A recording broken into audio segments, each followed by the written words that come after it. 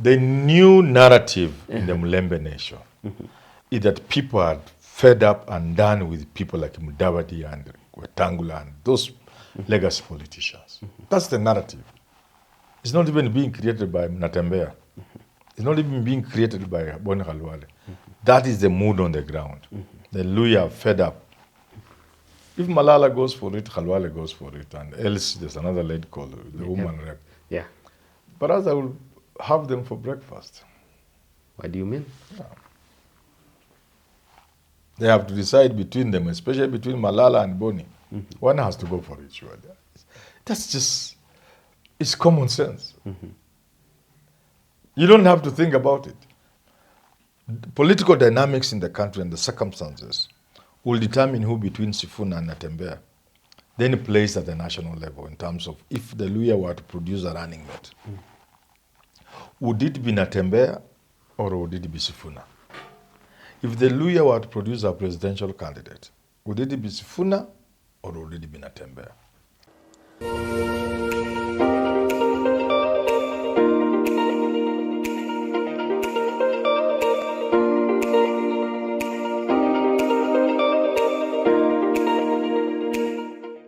And you're just in time for Richard Mwenja exclusive. Professor Herman Manyora is here with me. Of course, to make sense of what's happening in Kenya's political and governance landscape. But today you're taking a deep dive on the political present and future of one firebrand from Western Kenya. That is Kakamega Senator Boni Khalwale. Some argue the boy is flying too close to the sun. Others say he's already stamped his authority and no one can shake him when it comes to matters defining Western Kenya politics. Prof, good to see you. Good. You're doing well? Kabisa. All right. Your close friend, Senator Boni Khalwale, recently dared UDA to eject him from the majority chief whip in the Senate. That is, if they feel it's not a good thing for him to campaign for Seth Panyako in the upcoming by-elections.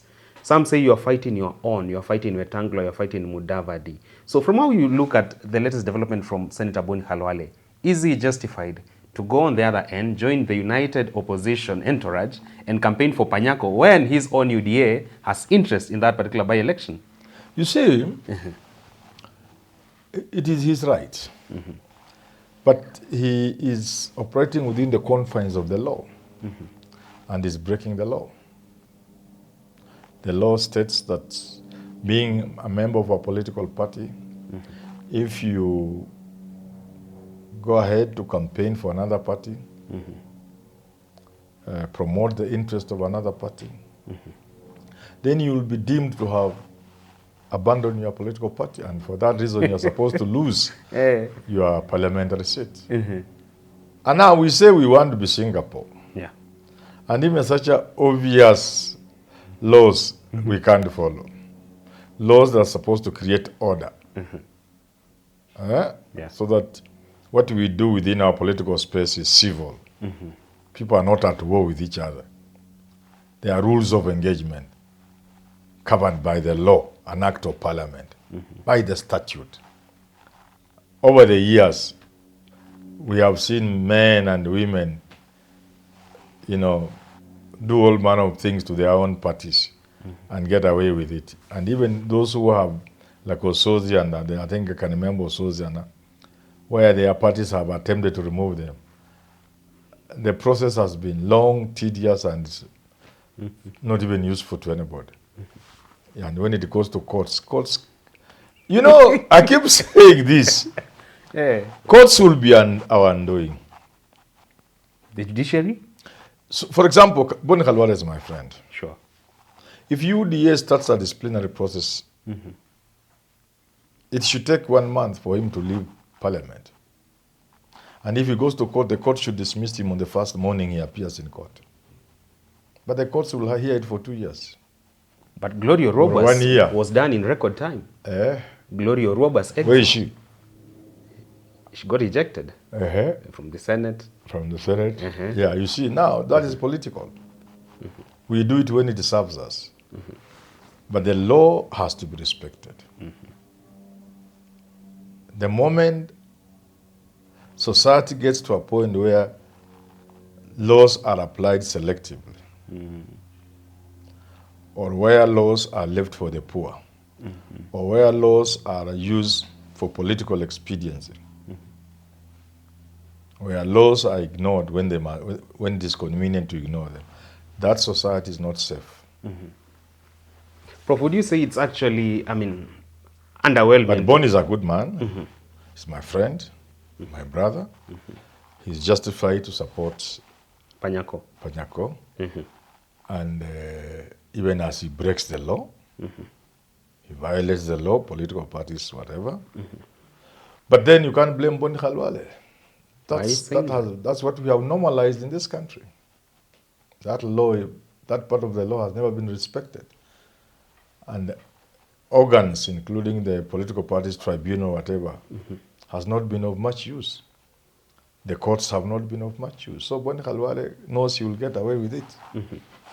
Would you say it's myopic to say that currently Boni Khalwale's claim to fame is by fighting the oligarchs from the region, that is Wetangula and Mudavadi? Because some would argue, why are you fighting your own? You should be in the Mudavadi Wetangula camp. Let the newbies Natembea pull from a different side.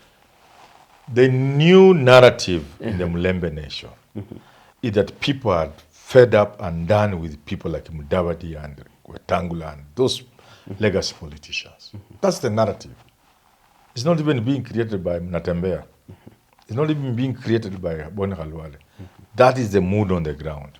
The Lui are fed up with these politicians who have been there for ages, occupying senior government positions, very close to power, and never doing anything for the people. So people are saying, go to hell. Let us try new people. Let us try new. So Khalwale is just part of that team of fairly youthful politicians, fairly young, and who have not had senior positions in government. They're saying, I think let's try somebody else. Let's try another set of leaders. This one has failed the community. Wacha waende. Na waende wakiadaga. Yeah. I did a show with you 2 years ago, and you said that for Governor Fernandes Barasa of Kakamega, he only got the gubernatorial seat because he had the direct endorsement and blessings of Baba Raila Odinga. Correct. Now, Baba is off the scene. And already, Boni Khalwale has spoken boldly about his ambition to be the governor of Kakamega come 2027. Yes. But there's one thing that stands between him and that ambition, his association with President William Ruto. Yes. Do you think for now he's better placed to associate with the Tawe movement and this clique of young politicians in Western Kenya if he's to seal that particular ambition come 2027? For anybody to be relevant in the Mulembe nation today, you must be with this new thinking. The new thinking that Mudavadi, or Wetangula, or Paranya, and the rest of those people have done a great disservice to the community, and they must be swept away. That's the new thinking. If you are not with that new thinking, that progressive thinking in the Mulembe nation, you will not go anywhere. So what if Governor Fernandes Barasa takes cue from you and associates himself also with the Tawe movement? How do you think that's going to play before Boni Khalwale? It is a little difficult because Fernandes Barasa is a systems person. He's a pro-Ruto person. And Baba was also protecting him. So I'm not seeing a situation where Barasa can move to the progressive side. It doesn't seem cut for that. Yeah. Doesn't seem cut for that. Yes. So then again, Prof. That's yes. a place for radicals. And For he isn't. Natembea, for Malala, for Khalwale, such. Not Barasa. Barasa doesn't belong there. Doesn't come close. No. Yeah, he's a conservative. Yeah. In the event that Cleophas Malala also goes for the gubernatorial bid come 2027, well, he's been one of those towering figures within the united opposition. And now, say, with the backing of Gachagua and even the Tawe movement principles like George Natembea, do you think that will now make the rest quite harder for Boni Khalwale? Because as of now, people believe Khalwale has the governor's seat for the taking. You know, this is a problem with our politicians. Even the most obvious thing they can't see. If Malala goes for it, Khalwale goes for it, and else there's another lady called the woman rep. Yeah. Barasa will have them for breakfast. What do you mean? Yeah. They have to decide between them, especially between Malala and Boni. One has to go for it, surely. That's just, it's common sense. You don't have to think about it. If I were to be asked, one of them should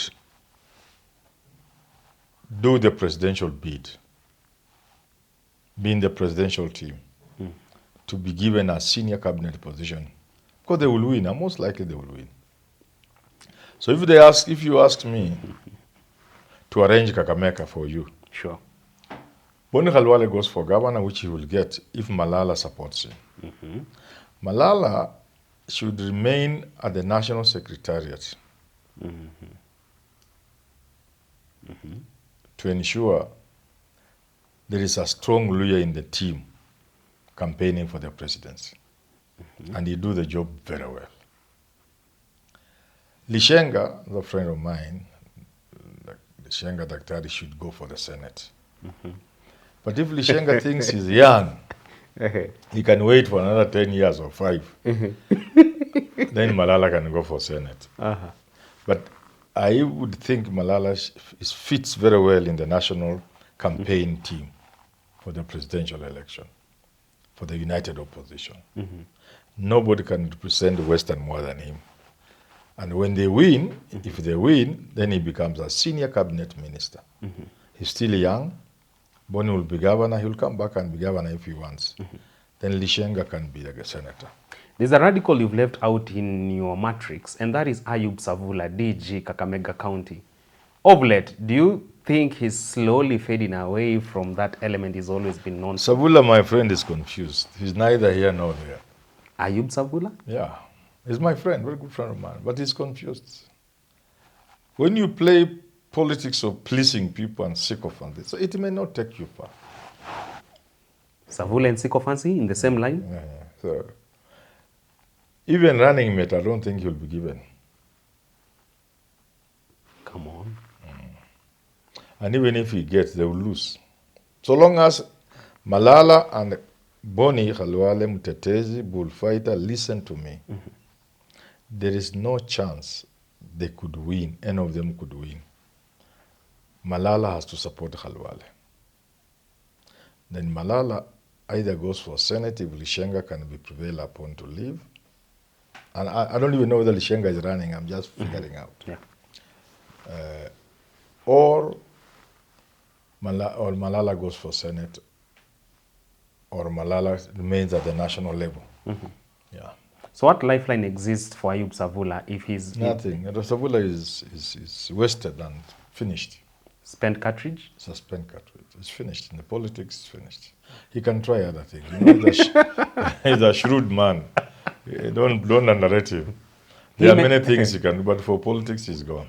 Him and Rashid Echesa are now in the same WhatsApp group. Yeah, finished. He's gone. I'm not saying anything about Echesa, my friend. I'm just saying my friend Savula is gone. Kirwa would have argued you should not dance on the grave of our politicians. Before he dies? Yeah. This one is dead. Savula is gone. Just like that. Yeah. Finally, Prof. Well, you've argued before that for Governor Natembeya, he's at the national level of politics, where that even if Western Kenya is to look at aspirations of them having a president, then that lies in the arms of Natembeya or Edwin Sifuna. Yes. But some would argue that he still has the advantage of edge. For now, though, he can still go and look for a second term under Trans Nzoia County and let people like Sifuna now contest at the national level just to make sure they create this new wave. People like? People like Sifuna. Yeah. So that they create this new wave of Western Kenya leaders. Do you believe that that's something Natembeya should consider? Because that now he seems to be poised at the national level politics. You start with the obvious. The obvious is that the Mulembe nation is restless. And they are done with legacy politicians. Those on there who have been there, Mudavadi, Tangula, and the rest. They are done with them. That's where you start. The second place you move to is that for now there are two Luya leaders who are the sort of bulls the community can take to a bullfight. Sifuna and Natembeya. Now the circumstances as we move to 2027, political dynamics in the country and the circumstances will determine who between Sifuna and Natembeya then plays at the national level in terms of if the Luya were to produce a running mate. Would it be Natembeya or would it be Sifuna? If the Luya were to produce a presidential candidate, would it be Sifuna or would it be Natembeya? But the choice is restricted to those two. And any of them can be president. Any of them can be a running mate. So we look at the circumstances. If the young people get annoyed in this country and mobilize, then they say we want a youthful leader. Sifuna can be the presidential candidate. Just like that? Just like that. And he can win, and he can make a good president. Why not? Atwoli, Francis, go to SG, your very close friend. Yeah, my brother. Actually your brother. Yes. Is pro-Ruto. Yes. And you've mentioned severally on this particular program. And it is his right. And it is his right. Yes. That any association with the president yes. come 2027 elections is already a minus. It's a Herculean task for you to get a re-election, or at least to clinch the seat for the first time. So do you see Atwoli being a voice of influence when it comes to marshalling votes in the 2027 elections for people who are being endorsed by the president's side? Helping people who have been endorsed? Yeah, by the president's quarter. MCAs, MPs, senators, and the governor. And all that. Very limited, unfortunately. The truth is, the influence of Atwoli or Paranya, Wetangula, Mudavadi, you know, me, I see from outside. Yeah. They will not accept. None of them will agree with me, but situanze na by-election. Ikombali by-election. It's a question of days, if not hours. Yeah. Sikaribu tuone tu. They will see they have no influence. Their influence is gone. In 2027, nobody will listen to them. Nobody. Atwoli was such a voice of influence come 2020, in 2022. The voice is gone. Wetangula, the voice is gone. Mudavadi, the voice is gone. Oparanya, the voice is gone. They are gone. There you have it. Interesting, insights coming from Professor Herman Manyora when it comes to matters to do with Western Kenya politics, and especially the upcoming by-elections on the 27th day of November, the overall 2025. We want to see how that will pan out. But also we've spoken about Boni Khalwale's present politics, and also what lies ahead for him in the future of politics and governance come 2027 and beyond. Prof says so far the stars are aligned for that young man from Ikolomani. It remains to be seen whether his prophecies will come to materialization. Get to watch other editions on the channel with Evan Sokinyi, Professor Herman Manyora. But while at it, how about you subscribe to the channel? Call us for business via the numbers at the description part of this particular edition. And more importantly, share this edition with your friends and colleagues.